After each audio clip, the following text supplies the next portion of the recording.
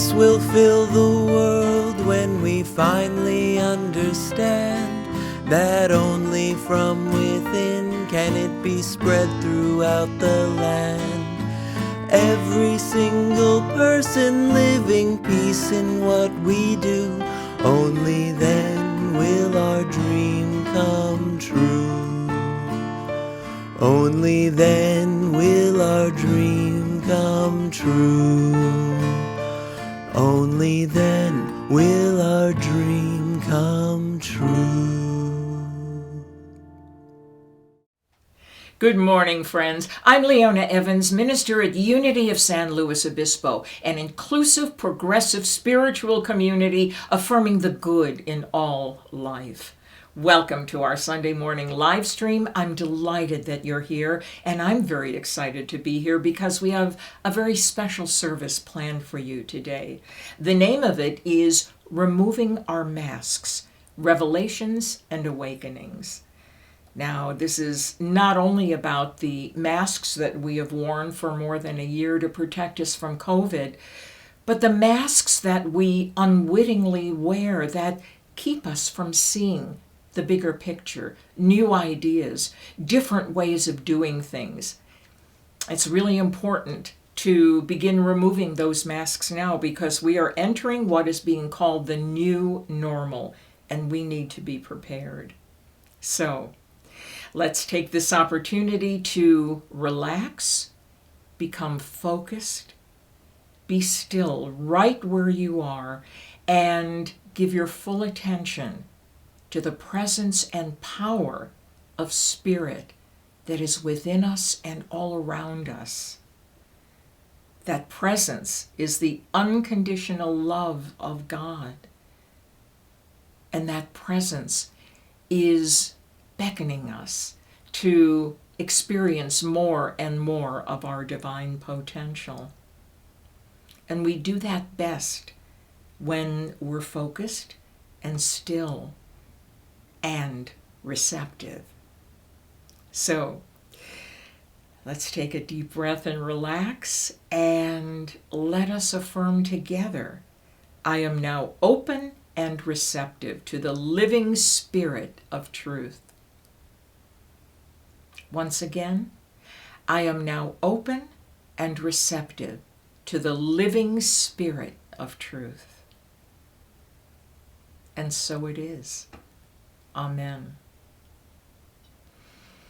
Let's begin our service with a wonderful joy song performed by Matthew J. Evans. This one is called It's in Every One of Us. And it really is. Good morning. Today we're going to sing It's in Every One of Us. Please sing along with the lyrics on the bottom of the screen.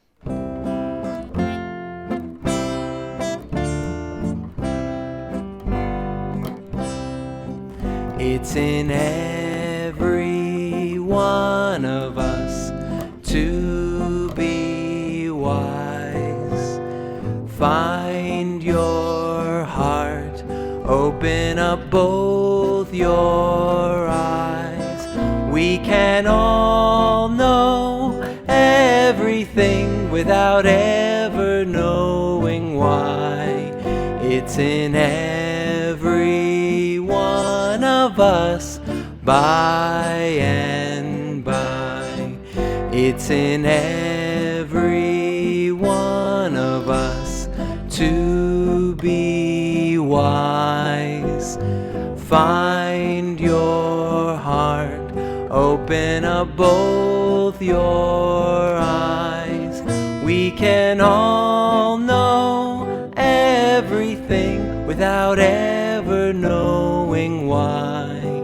It's in every one of us by and by. Have a great morning, everyone. Thank you so much, Matthew. That was a beautiful rendition. Today, as I mentioned before, the title of my talk is Removing Our Masks, Revelations and Awakenings. Well, it's a beautiful day in June 2021, and we are actually beginning to see the light at the end of the COVID-19 pandemic, one of the most devastating tragedies of our lifetime. For more than a year, we've lived through the death of loved ones and friends, economic challenges, layoffs from work, the closing of businesses and schools, and terrific times of depression and anxiety, especially when we thought we were going through it alone. How powerful and thrilling it was when the scientists developed the vaccines that have become available to so many of us. We bless the doctors, I do this every day, whose inspired work is helping to save countless lives and unite loved ones who have been separated by quarantines. Yes, there are still a number of people who have not been vaccinated and those who don't wish to be vaccinated. And in many cases, masks are still required indoors. But still, there's an unmistakable attitude of optimism in the air and a sense that life will soon get back to normal, meaning the way it was before COVID. However, I would like to suggest today that instead of going back to the way it was, we make a conscious effort to go forward, not forgetting about the past, but incorporating the valuable lessons we learned during this past year and embracing a more effective way of experiencing life with a wiser sense of choices that were not available to us before COVID-19. People are calling this opportunity entering into the new normal. I like to think of it as an opportunity to remove not only the masks we've used as protections against the virus, but the masks that represent unconscious habit patterns that have kept us from reaching out and experimenting with new ideas and different ways of doing things. Right now, I'd like to take a moment to discuss the ideas of Viktor Frankl, a 20th century neurologist, psychologist, and Holocaust survivor, who developed a school of psychology called logotherapy. Logo meaning purpose. Logotherapy asserts that the most important element in healing pain and trauma is finding meaning in our suffering. There is nothing quite so painful as believing that somehow we've done a great deal of suffering for nothing. So Viktor Frankl is very, very important. His logotherapy is actually becoming more popular than ever, especially after over a year of COVID, especially after enduring pain and trauma that we couldn't find a real reason for. And it seemed to strike so viciously. And so, as we move out of this time of COVID, we can't just walk into a new normal and pretend that the past never existed. We need to find meaning in our suffering. The concept of logotherapy was explained by Frankl in his timeless best-selling book, Man's Search for Meaning, in which he says, striving for meaning in life is the primary, most powerful, motivating, and driving force in humans. So, we need to ask ourselves, how do we begin to heal the traumatic experiences we've gone through since COVID-19? What can we release or embrace that will put us in greater alignment with our deepest values? And finally, how can our lives have greater meaning in the new normal? We'll continue with this discussion after we hear some beautiful music from Brett Mitchell and Matthew J. Evans. Here's a great tune by the late great John Denver from 1971. I've done some work on the arrangement a little bit, and I hope you don't mind. Sunshine on My Shoulders, revisited. 1, 2, 3, 4.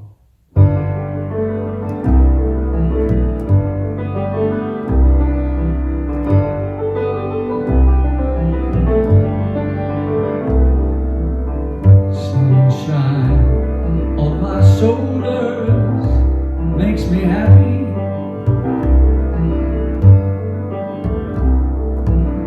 Sunshine in my eyes can make me cry.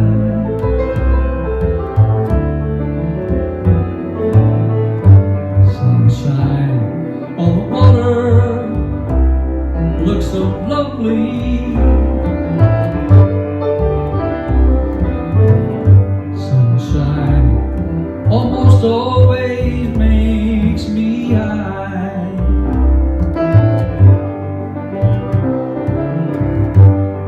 If I had a day that I could give you, I'd give to you a day just like today.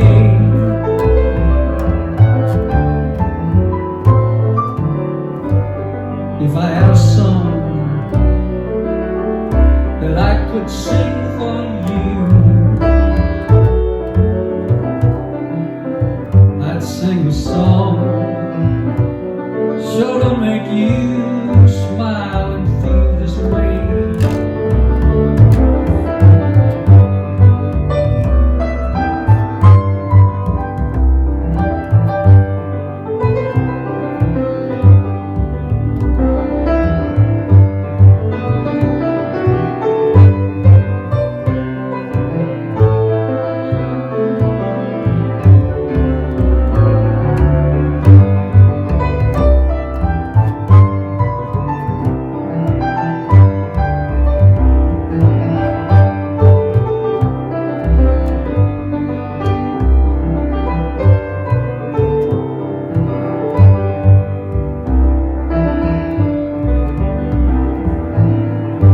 If I had a tale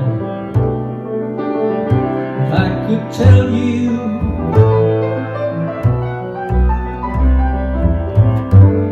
I'd tell a tale sure to make you smile.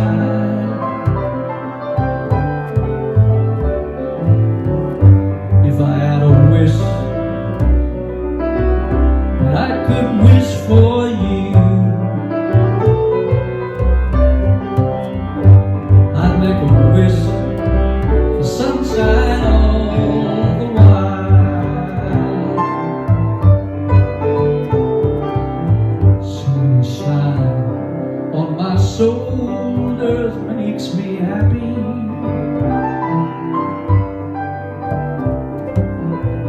Sunshine in my eyes can make me cry.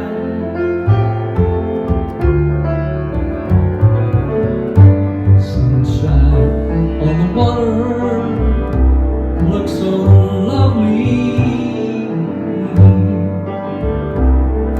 Sunshine almost always makes me high.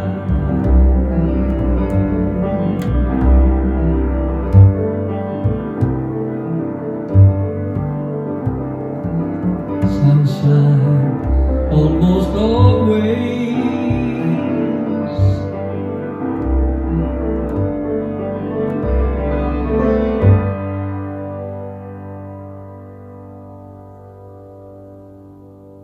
practically every time.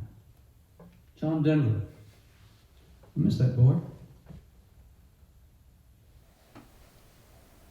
Yes, we miss John Denver. What an inspired mind. Lovely soul. Thank you so much, Brett Mitchell and Matthew J. Evans, for that beautiful, beautiful interpretation. You know, I've been doing a lot of reading about what's being referred to lately as the new industrial revolution. You know, there are a lot of things that are happening around us in relation to the new normal that we really don't know about or we don't think about because of the habit mind that inhabits the life of each and every one of us. We do things in a certain way a certain amount of times, and then suddenly we can do those things without thinking about them. They become unconscious. Our heartbeat is unconscious to us, and yet it keeps on beating. And so does our way of life. We become ensconced in doing things a certain way. Now, many of us will admit it's not always the best way, but we're used to it, and we don't know if we want to embark upon a change that's going to cause us to get out of our comfort zone. But what happens when we are thrust out of our comfort zone and there is absolutely nothing we can do about it? We are completely out of control and we are forced into making a change in order to survive. And that's what's happening now. It's happening in business, it's happening in the entertainment industry, it's happening all around us. And so today I want to talk to you about some of those changes being made, excuse me, and some of the changes that are taking place in me. And ask you to join me in taking steps to not only be ready for this change, but to do everything we can to initiate changes to certain systems that have not been very functional.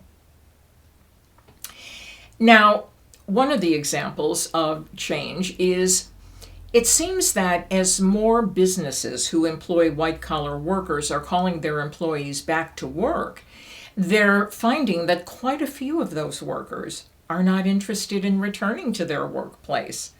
The workers find themselves far less stressed working from home. They don't have to commute in inclement weather or fight traffic or wake up as early to prepare for their commute. They have fewer expenses in gasoline, car payments, auto insurance, and extended childcare services. They didn't want to come back to work. They weren't interested in coming back to work. And so now a number of employees in large and small businesses are negotiating ways to compromise by calling their employees to the office only 1 or 2 days a week. Now, this move not only increases productivity, but avoids stressors such as long commutes and traffic and added transportation expenses. This monumental change is coming about because of the COVID experiences, not in spite of them.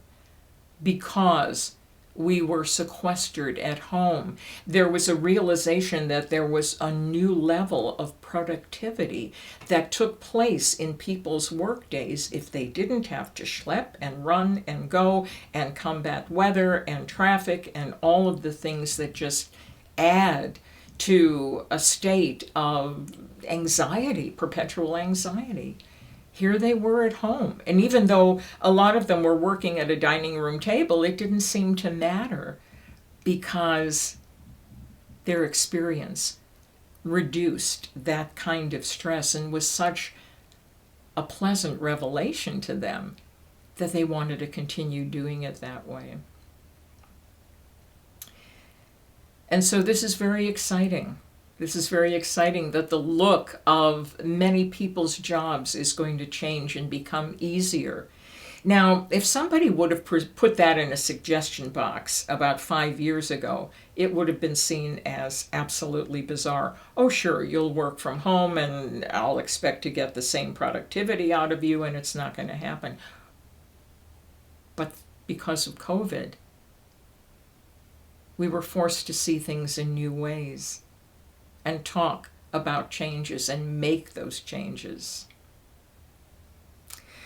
Another example of the new normal is a greater emphasis on home improvement to enhance the quality of family life and the number of activities that can be done at home. Now, prior to being sequestered, people just wanted to go out and have a good time.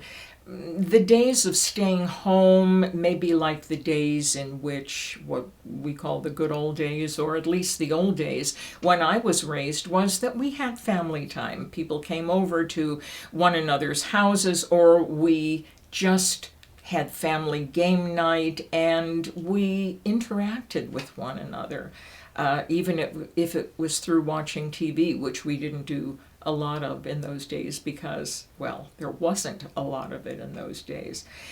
But the return to family life has been forced on us by COVID. And so, because people weren't spending their vacation money this year, home improvement services such as Porch.com, which is an online marketplace connecting homeowners to contractors, have tracked over 300 million United States Google searches for home improvement work, which is close to 50% over the previous year.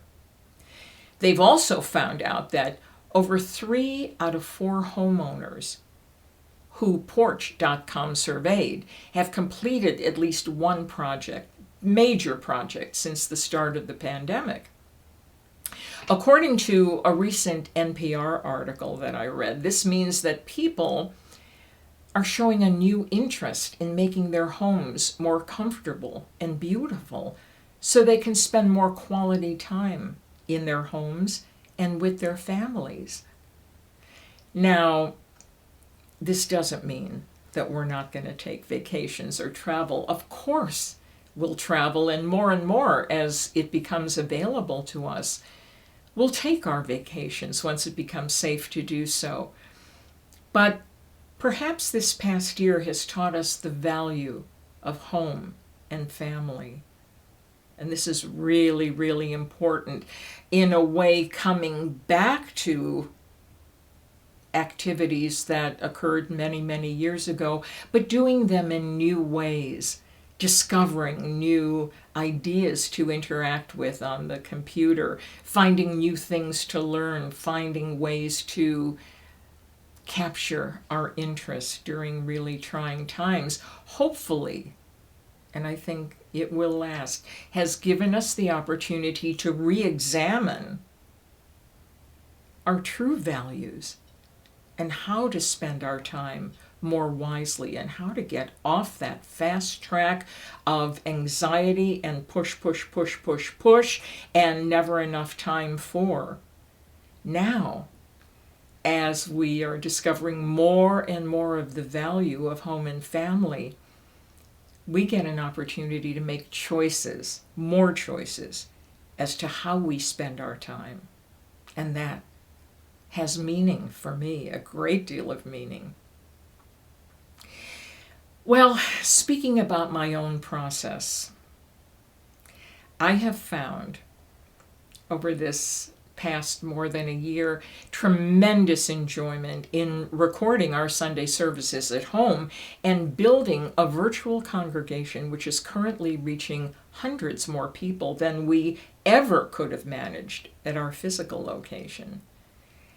It really blesses me. It warms my heart to know that so many people are responding to our services and our messages. So, I'm really happy to continue to develop our virtual congregation and to serve our local congregation through our present format, even when we go back to meeting in person. Now let's take a moment to discuss what the new normal is shaping up to be regarding religious services in general. Actually, many of us in the ministry have been discussing this all year as we have grown more familiar with live streaming and A number of houses of worship have either sold their buildings, as we have done, or could not afford to keep renting a facility. In addition, we know that the number of people attending worship services in most denominations has declined dramatically over the years. According to a Gallup poll, the average number of people who attend church on a weekly basis in the United States is well under the 50% mark. Now, this decline has been taking place even before COVID-19, and it seems to strongly indicate that houses of worship would need to find a new normal in order to survive the economic challenges of supporting a large building and in supporting the spiritual lives of their congregation. Many people have become disillusioned with church, the way it's been. They talk about possible hypocrisy, and they talk about not walking our talk, and they talk about the constant need to raise money. And so they've, yes, been disillusioned. And I believe that those of us in the ministry have a powerful responsibility to create thriving ministries where people can find comfort, inspiration, and community with one another. Now, what I've proposed to our board is that the three most important responsibilities that we have as a unity ministry are: 1, delivering inspiring, informative, and uplifting Sunday services; 2, promoting social interaction, both virtually and in person; and acting in accordance with our highest principles by taking nonviolent social action, which promotes equal rights for all people and supports the health and safety of our natural resources. These responsibilities do not require an expensive building. During this past year, the news coverage of COVID-19 around the world has given us the opportunity to connect with people on a visceral level, to see and feel their pain as they've lost their loved ones, and to see so many people in such dire straits that they were not able to afford food to eat or a roof to put over their heads. Now, of course, we've all seen the suffering of humanity throughout the years, but being forced to be at home every day during the pandemic and watching the media do an amazing job covering stories of so many people needing help and struggling to survive brought me to a new level of understanding and compassion, not only for those people, but for those of us in the ministry, no matter what denomination, who have lost our way to commercialism in ministry. I believe that the COVID-19 experience has helped me find meaning in my work to a deeper and fuller degree than ever before. God is not in the building. God is not in the numbers. God can be experienced in the simplest of environments and in the most humble of experiences. We are prosperous, not because of how much we accumulate, but because of who we are and how we use our internal resources.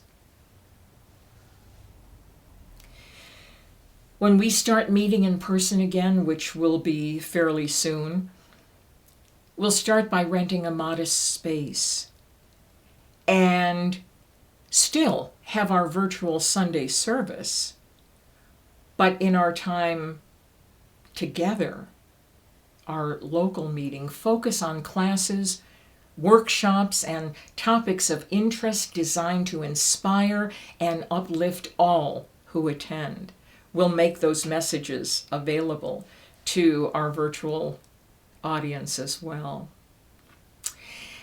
But our in-person meetings will be designed to connect with one another.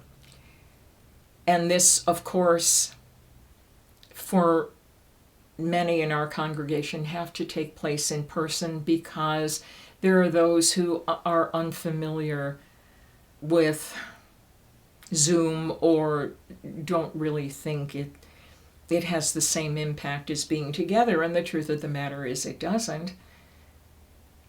But we will have our time together to connect with one another and to discuss issues of great importance and find ways to use the tithes that we receive, the offerings that we receive, to continue to support human rights issues which reflect our deepest values. So, I feel that COVID has had a great deal of meaning for me.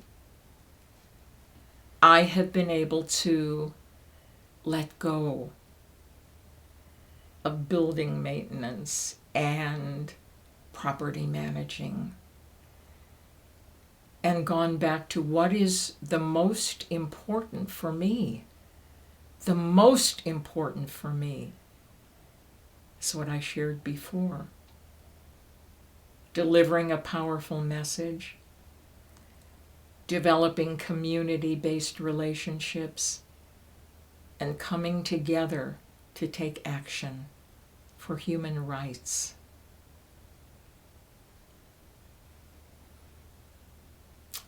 I invite you to join me as we take off our masks and find greater coherence and acceptance within ourselves. There's nothing quite so powerful as lifting something that has covered or blinded us to our true values in life. And when we find ourselves, we find God in the midst.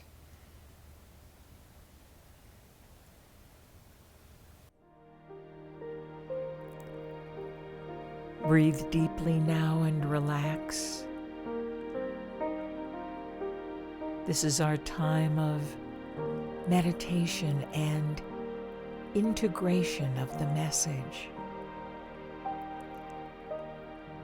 We internalize the concept of the divine I am, and we realize that we are strong enough, capable enough, and powerful enough to be free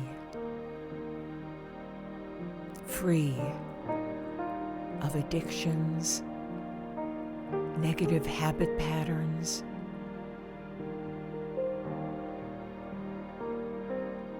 we are free to express all the beauty, the light, the individuality, the talents that are inherent within us.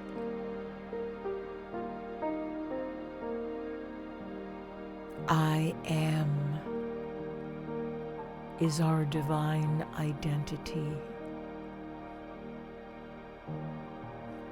I am.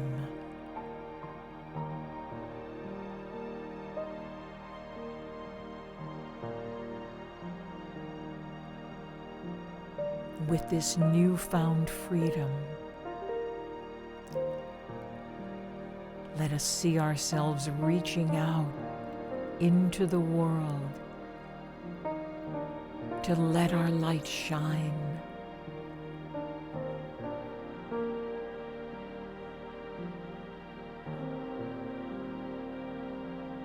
To share our light with others.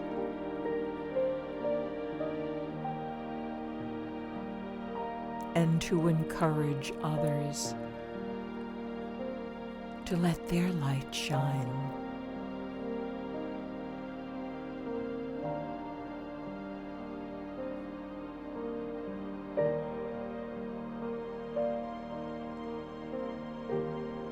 We bless this time and realize that this now moment is the time when we declare our freedom.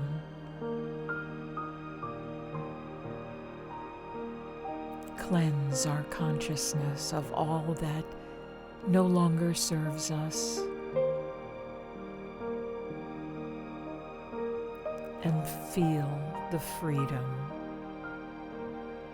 Feel the love.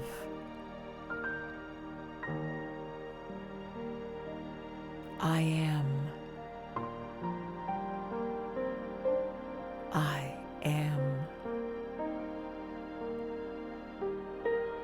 And so it is. Amen.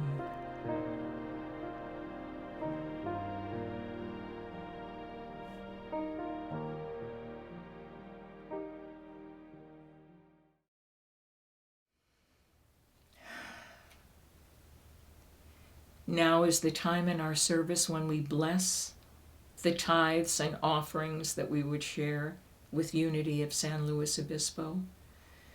Please remember that a portion of all the tithes and offerings that we receive goes to supporting organizations that support human rights and the preservation of our beautiful planet Earth. Let's speak the words of our prosperity affirmation together. God is my source. I am God's channel. In love and wisdom, I share my gifts. Here's a movie-like theme I wrote several years ago and put on a CD titled Passages. And I call this one As Evening Falls.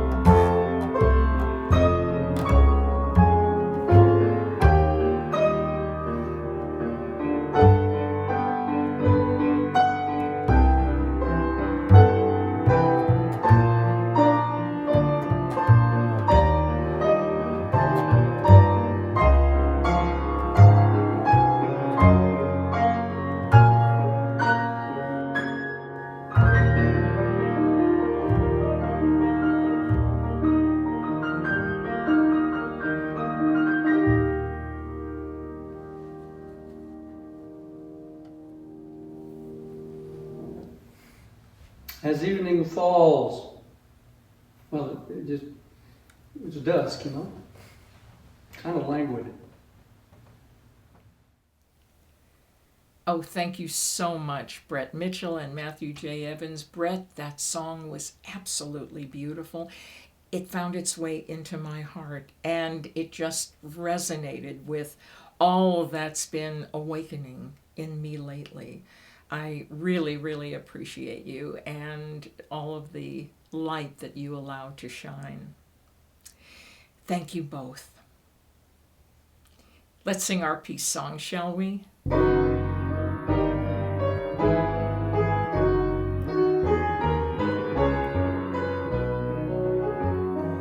Let there be peace on earth, and let it begin with me. Let there be peace on earth, a peace that was meant to be. With God as creator, united all are we. Let us walk with each other in perfect harmony. Let peace begin with me. Let this be the moment now.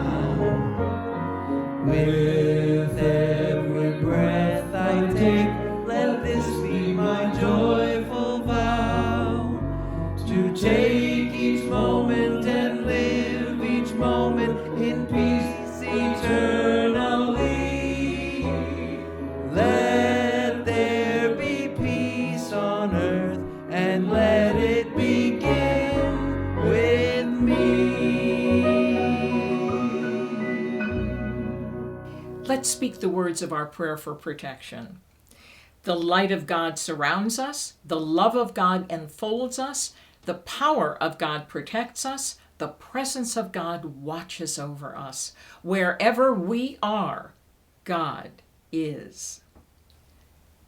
Friends, I'd like to recommend an archived Get Off Your Affirmation podcast. This one is episode 11, and it's called Choices and Changes. It kind of aligns with what we were talking about today, and will take you deeper into greater self-awareness and greater self-acceptance as we face these changes ahead. Please press the like button and give us your feedback. I'm really anxious to hear from you and to know how you responded to today's message. God bless you and have a wonderful week. You deserve it. Every single person living peace in what we do. Only then will our dream come true. Only then will our dream come true. Only then will our dream come true.